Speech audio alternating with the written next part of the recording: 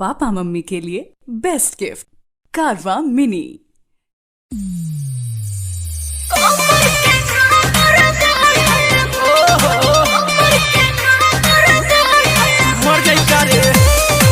DJ Haricharan Singh चुटिया एवं Ramanujganj. DJ Haricharan Singh चुटिया एवं रामानुजगंज।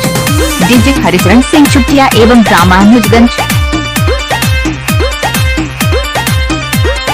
नया नया लो भर घुमावेलू कहाँ कहाँ गाय छुआ। डीजे हरिचरण दीवाना।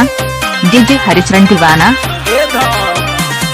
नया नया लो भर घुमावेलू कहाँ कहाँ गाय छुआवेलू। सच सच बतावा तू हमारा से गोरी, सच सच बतावा तू हमारा से गोरी।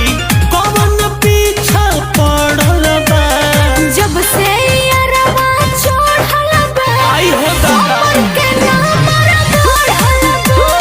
जब से यारवा छोड़ल बा। मर जाई करे ई का कहत रे।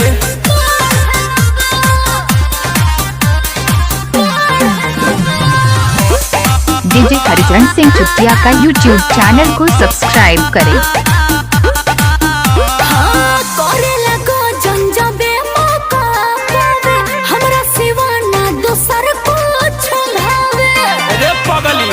सुन एक पे हमरो के मौका देके तू देखा गोरिया। कोई जाने नहीं पाई होई चुपे चोरिया। फिक्स नहीं बाटे की ऊ है ये गोरी, फिक्स नहीं बाटे की ऊ है ये गोरी। माथे तोहरा मढ़ल बा जब से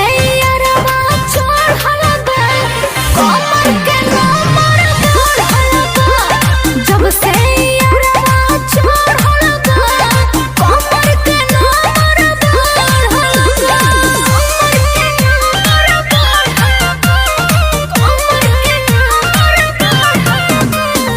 गाना मिक्सिंग करवाने के लिए संपर्क करें mobile number 7974131966। DJ Haricharan Singh चुटिया।